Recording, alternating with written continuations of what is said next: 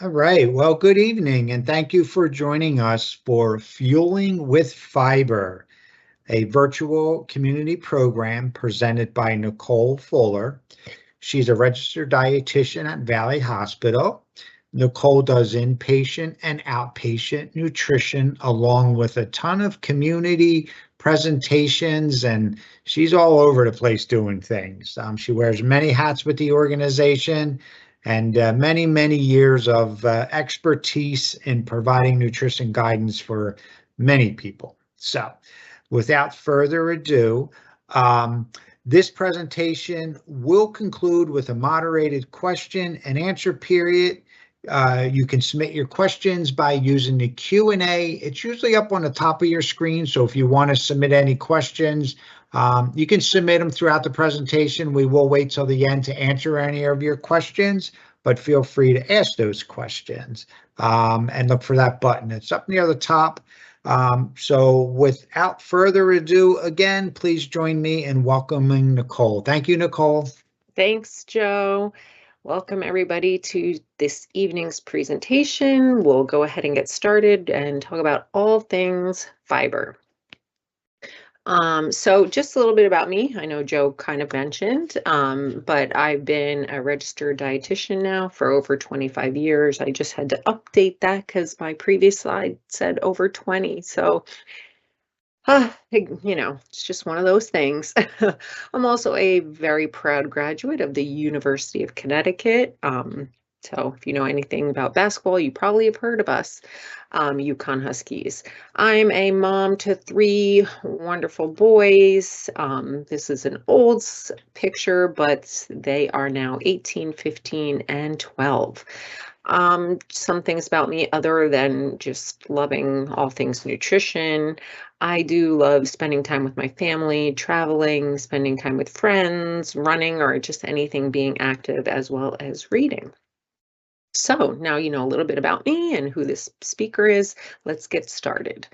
So today's discussion, we will be talking about fiber, specifically what fiber is, the health benefits of fiber, the daily requirements or recommendations for fiber intake, some good food sources, as well as ideas of how to include more fiber in your diet.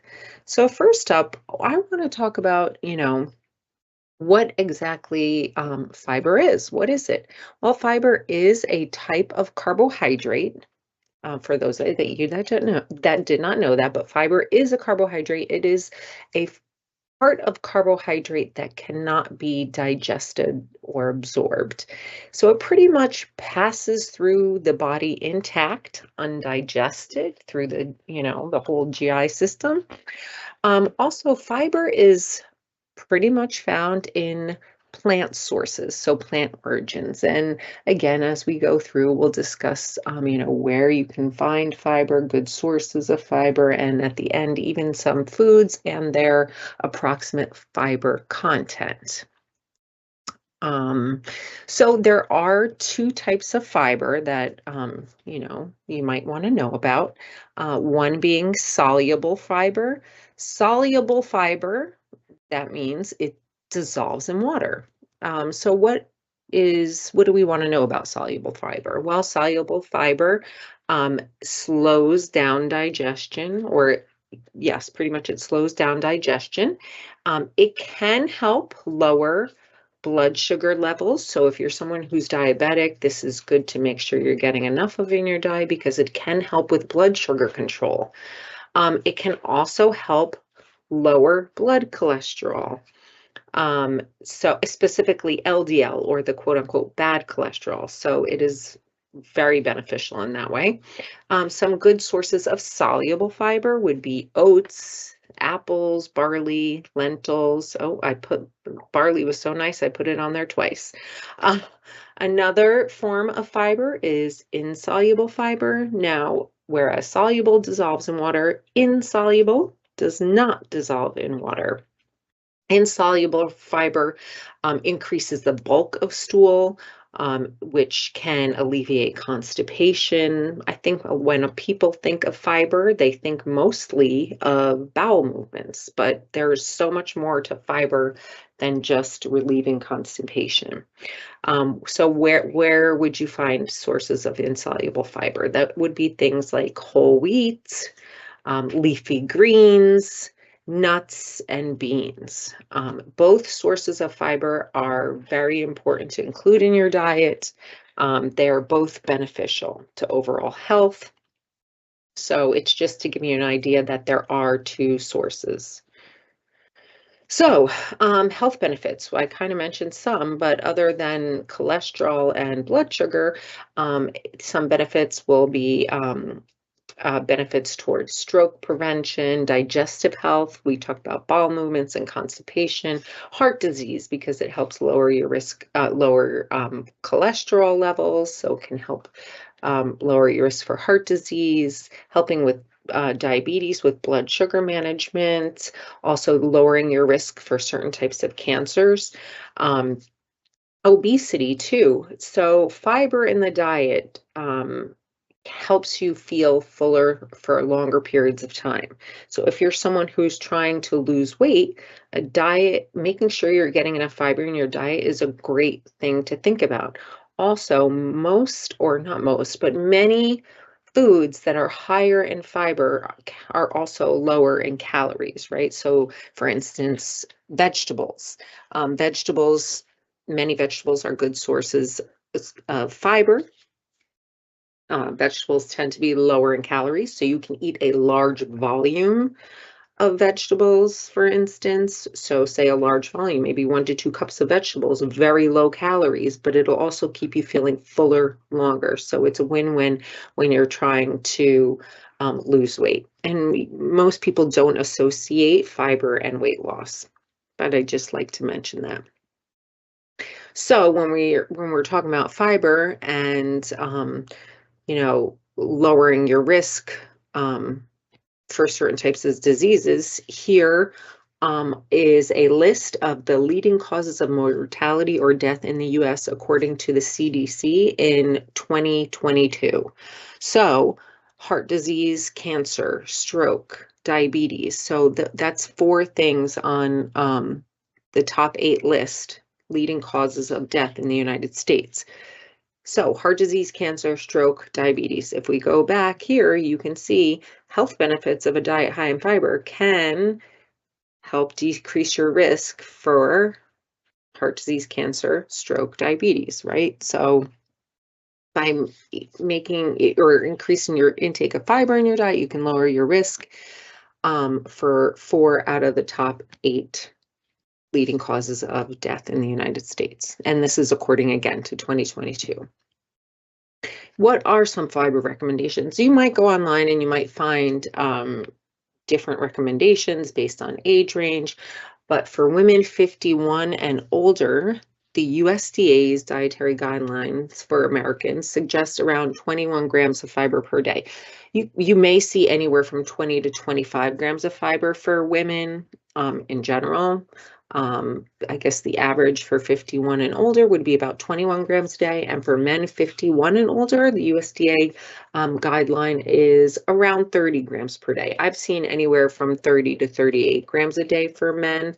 So there is, a range, but on average, about 30 grams a day is what you want to try and aim for. And again, we will discuss foods and their fiber content so you can kind of see how you can reach those recommendations. So anywhere from 5 to 9% of Americans reach the recommended minimum daily intake. So that's less than 10% of Americans are getting the recommended amount. And this is according to the American Society for Nutrition in 2012, I should say. Maybe it's a little better by now, but for being a dietitian as long as I have and getting to talk to patients and clients and seeing what their diet is like, I would venture to guess the percentage has probably not gone up by much, maybe 10 to at most 15%. are getting the recommended amount of fiber, it still remains pretty low based on my experience. It can almost be said it's one of the most widespread nutrient deficiencies in the US. I mean, we don't talk about fiber enough and how important it is, and the recommendations enough. And this might be why Americans are not getting enough in their diet.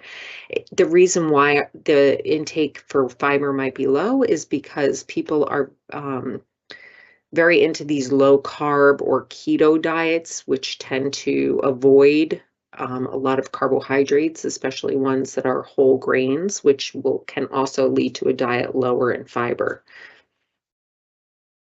So, you know, let's say anywhere from 5 to 9% of Americans reach the recommended amount. 67% of consumers think they're meeting their needs. Okay, so it's very skewed here. Okay, so maybe 10% of Americans are getting what they need, and yet almost 70% think they're getting the recommended amount that is out there. Okay, so just let that sink in for a moment. So what are some fiber-rich foods? So I put a list here of some food groups. Nuts and seeds. So what would be included in some nuts and seeds? Well, we've got flax seeds, chia seeds, almonds, walnuts, hazelnuts, pecans, just to give you an idea. And if it's not listed, it doesn't mean it doesn't contain fiber. This is just some to get you thinking. Vegetables, potatoes, any kind, whether it's a white potato, sweet potato, either one, especially with the skin, is fiber-rich food. Carrots, beets, broccoli, avocado. A lot of people might not think of avocado as being a good source of fiber, but it is. Dark leafy greens as well. Some fruit, pears, berries, apples, especially with the skin on, and pears with the skin on too. Bananas, whole grains. What would be considered whole grains? Oats, quinoa, whole wheat pasta, brown rice, which is even listed there. Barley, bulgur, farro. Farro's not listed there either, but it's considered a whole grain. Now legumes, things like lentils, beans like kidney beans, chickpeas, black beans, as well as peas, green peas. So according to a study done in 2024 that was published in the Elsevier Journal, that this is a journal that specializes in scientific and medical content, there is a protective association between fiber intake and all-cause and all specific mortality rates. So those eating the highest amount of fiber reduce their risk of dying compared to those eating the least amount of fiber. That's basically what that translates into. Legumes, you know, if I say legumes, a lot of people are like, what are legumes? Legumes are pretty much any kind of bean, peas, and lentils. So think legumes are beans, peas, and lentils. So legumes, there was a 6% reduction in risk of death for every 50-gram increase in legume intake. So 50 grams of legumes, so 50 grams of, let's say, beans, for instance, 50 grams translates into about 1/3 to 1/2 cup. Okay, so just increasing your intake of legumes by 50 grams has been shown to reduce your risk of death by 6%. I will also say that through experience, there are not many people that are including legumes in their diet routinely. So just some food for thought. Now, fiber. This is according to the Dietary Guidelines for Americans 2020 to 2025. Dietary patterns that do not meet the recommended intake of fruits, vegetables, and whole grains contribute to low intakes of dietary fiber. And why would that be? That's because fruits, vegetables, and whole grains contain dietary fiber, and more than 90% of women and 97% of men do not meet the recommended intakes for dietary fiber. And again, you might find different percentages depending on which guidelines you're looking at, which recommendations or which studies you're looking at. So how are we going to get the right amount of fiber in our diet? Spacing it out. So try to include fiber-rich foods with every meal and snack. So when you're thinking about each meal or each snack, think about how can I include some kind of fiber in my diet? I kind of think of or suggest to patients, try and add some kind of plant-based food to each meal or snack. And that way, you know, by thinking about that, you're adding some kind of fiber to your diet. Increase your intake of fiber slowly. So you want to kind of give your gut, your digestive tract, a chance to get used to the increase in the amounts of fiber. And it is very important as you increase your intake of fiber in your diet, you want to make sure you're drinking more fluid. Okay, so the more fiber you eat, the more fluid you want to drink, specifically non-calorie fluids like water or seltzer, club soda, you know, calorie-free beverages. I also put up a nutrition facts label here. As you can see from this label, fiber is included in the underneath the total carbs. Okay, so we have total carbs listed here. It says total carbohydrates. And right under here, you could see dietary fiber. And why is it listed there? Well, remember, dietary fiber is a part of carbohydrates. So that's where you will find it. And for this mystery label, let's say the serving size here says 2/3 of a cup, and you go down and it says in 2/3 of a cup, there's 4 grams of fiber. Just a little side note, there is also a percentage here, the percent daily value based on a 2,000 calorie diet. I'd just like to let people know that this percentage does mean something. The higher the number, so let's say something that has 20% or more. So say this was 25%. That could be labeled as high in that nutrient. So if you see something that contains more than 20% the daily value of fiber, that food can be labeled as a high fiber item. Whereas if it's less than 5%, let's see, cholesterol here is 0%. That can be labeled as low in that nutrient. Okay, so 20% or more, it's high in that nutrient. 5% or less, it's low in that nutrient. So if you're trying to increase your fiber intake, the higher the number, the better. Just as a little side note. So some more tips for adding fiber. You know, try adding a fruit or vegetable with meals or as a snack. I think most people, when they're thinking of snacking, they're thinking of snack foods, something that's in a box or a bag or something that's processed, that's, you know, but think of, you know, if you're not getting the recommended amount of fruits and vegetables at meals, you can add them. You're allowed to add them as a snack. Fruit or vegetables can be go-to quick fast foods.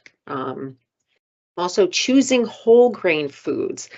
I try and tell people at least 50% of the time, half of the time, you want to try and choose whole grains. So whole grain or whole wheat bread, whole grain or whole wheat pasta, oatmeal, brown rice, quinoa. If you're not sure, you can always look at the label, make sure that one of the first ingredients is either whole grain or whole wheat. And I know it's a lot of people, it might take a little bit to get used to the whole wheat pasta, but after a while, you may find that you like it better. When we're talking about fruits and vegetables that have peels that are edible, try and leave them on as much as possible. That's where a lot of the fiber is found, is in those, in the peel. So like a sweet potato or a baked potato or any kind of potato, leaving the skin on. When we're talking about pears, peaches, plums, apples, those types of things, trying to leave the skin on and eating that. Snacking on, we talked about adding fruits and vegetables with meals or snacks, but snacking on other high fiber foods such as nuts, whole grain or whole wheat crackers, fruit, veggies, hummus, or even dipping your veggies in some hummus. Hummus is made out of chickpeas, again, which is chickpeas or garbanzo beans, whatever you want to call them. Now, nuts, just a little side note on nuts.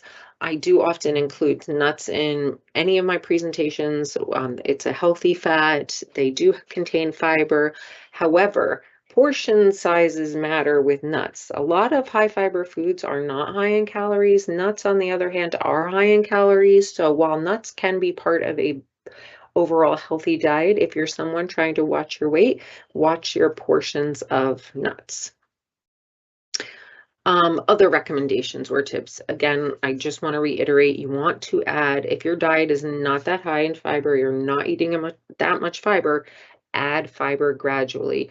I guess a rule of thumb, if you were to ask me, would be about 5 grams of fiber per week to add. Adding too much fiber at once can cause unwanted side effects. Things that I listed here: bloating, gas, diarrhea, or constipation. So you want to add it slowly. Maybe, you're just going to add something at breakfast, for instance, or maybe you're changing one cereal out for another that is higher in fiber. Maybe just do that for a week and then do something else. Choose foods that you enjoy or try new ones, meaning if you've never tried whole wheat pasta or you've never gone to brown rice, maybe try one of those to try and get your fiber content up. Food first. So try, whole foods rather than a supplement, okay? Whole foods do offer other benefits that supplements may not have, fruits and vegetables, for instance. They also contain not just fiber, but they contain vitamins, minerals, antioxidants, things like that a supplement usually does not contain.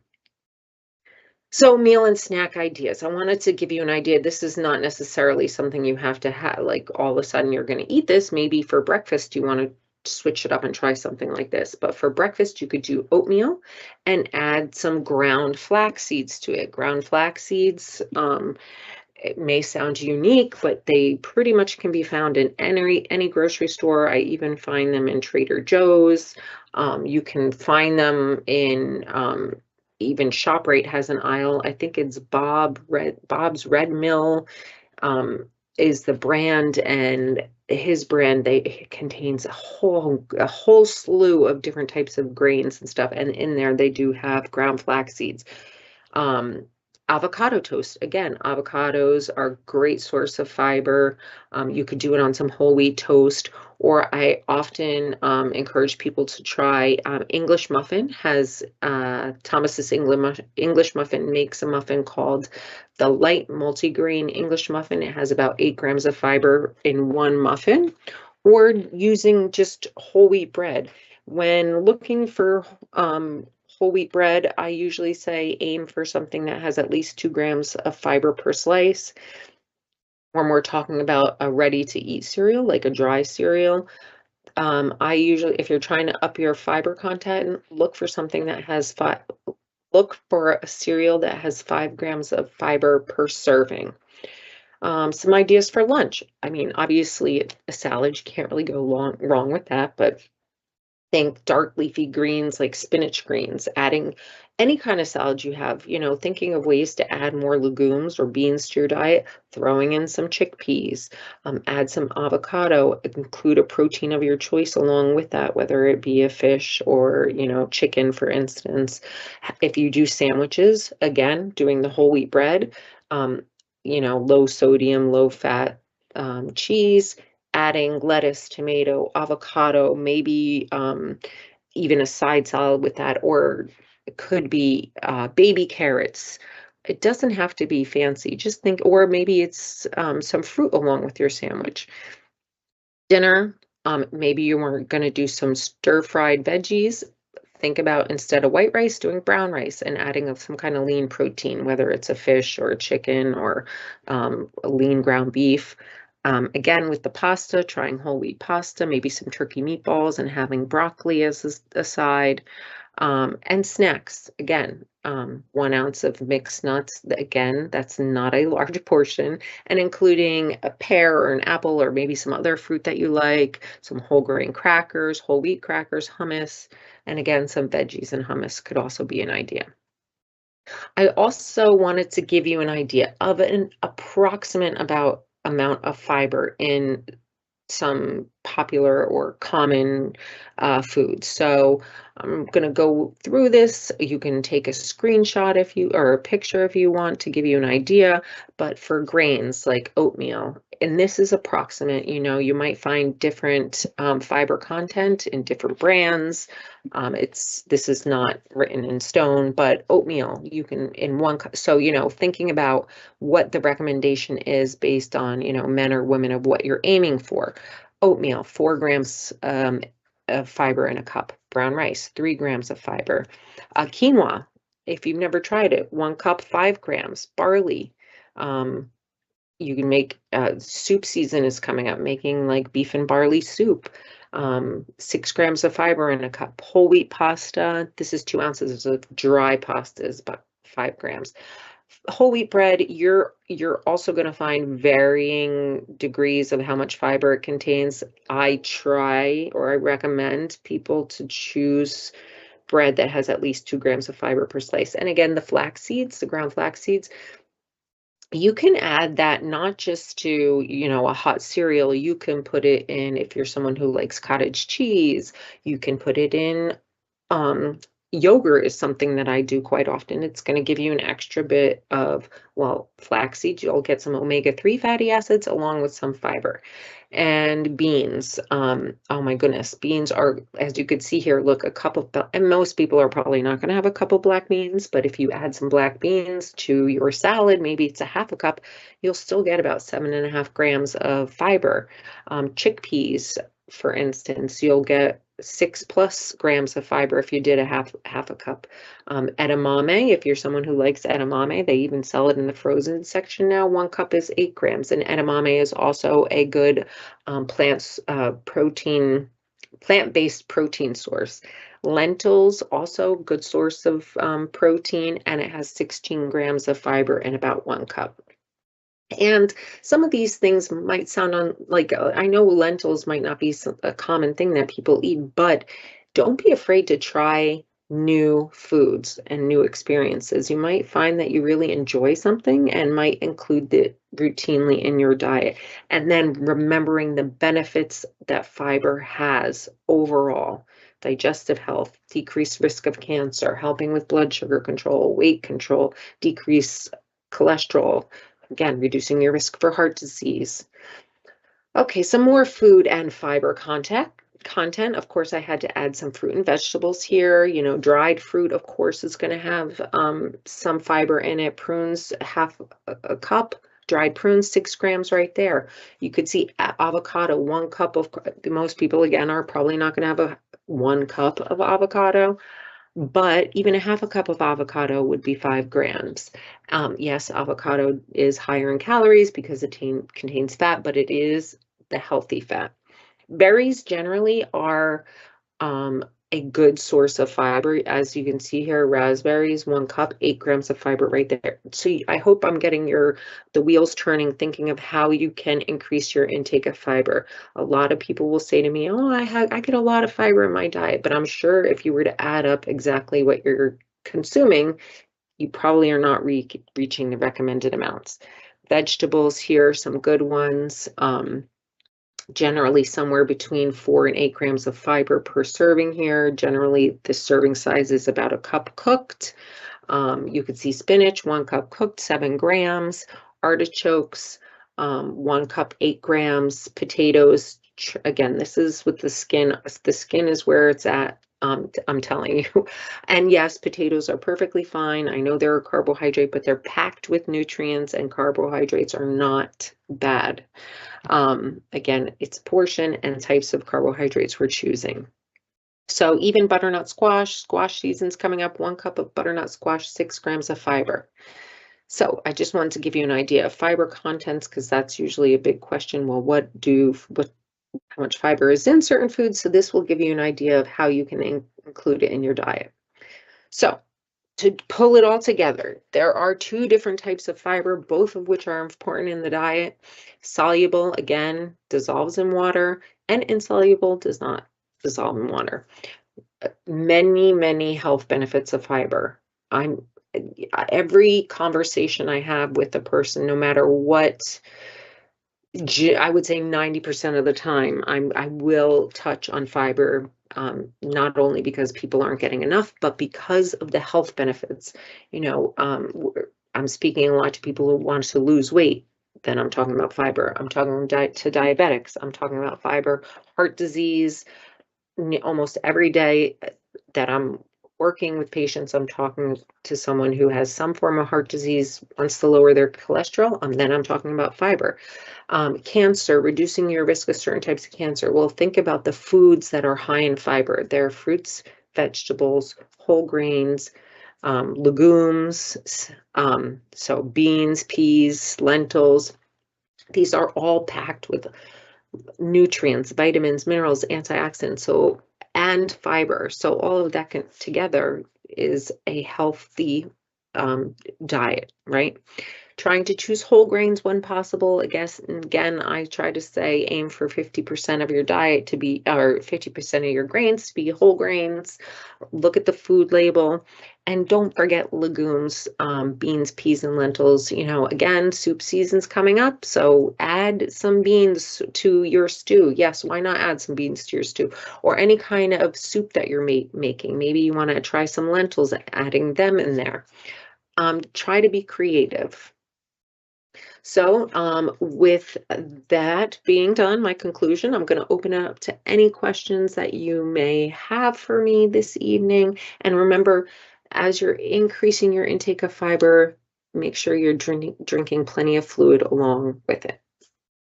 Oh, and I should mention, we do offer one-on-one nutrition counseling through the Valley Hospital at our program. It's called Recipe for Life. If you want to make a one-on-one nutrition appointment with the dietitian, you can do so by contacting the department at the phone number listed here, 201-634-5371. All right. Well, thank you, Nicole. Makes me want to go out and eat a whole bunch of fiber, but drink a lot of water also. But all right. So we do have one question here. It says, yep. What's your take on seed oils? Hearing a lot about that in the news these days. Thank you. So, oh boy, one of these days we probably have to do a presentation on different types of oils. From what I've read or heard or listened to, the experts in the field of nutrition, seed oils are perfectly fine. The other option would be oils or fats that are going to be higher in saturated fat, right? So like lard or butter poses risks of heart disease. You know, those are fats that are higher in saturated fat, and we know for sure that a diet high in saturated fat increases your risk of heart disease, because saturated fat in the diet is the one thing that increases cholesterol the most in the diet. Corn oil, canola oil, avocado oil, olive oil are all safe to consume. That's my take. Sounds like a good plan, Nicole. I know we are on a little bit of a delay, so I will give it a few minutes. I don't see any other questions at this moment, but we'll give it a minute and see if anything pops up. If not, we will say goodbye to everyone. So we'll give it a minute here.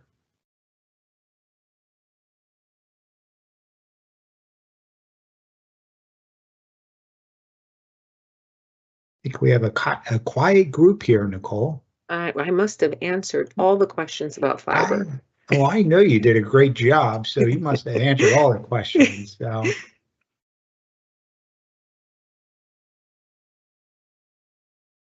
All right. Well, I'm not seeing any questions. So with that being said, if you do come up with any questions, you can always give that number a call and just say, hey, I watched Nicole's program and I have a question. And you'll either get me or one of the dietitians, and we'll be more than happy to answer it or get it over to Nicole and let her answer. So with that being said, just want to say thank you to Nicole. Thank you to all the attendees for joining us. If you have any additional questions for Nicole, like I said, give us a call, and we'll be more than happy to answer those questions. So thank you again for joining us. Thank you, Nicole, for a great presentation, and everyone have a wonderful night. Thank you. Bye-bye.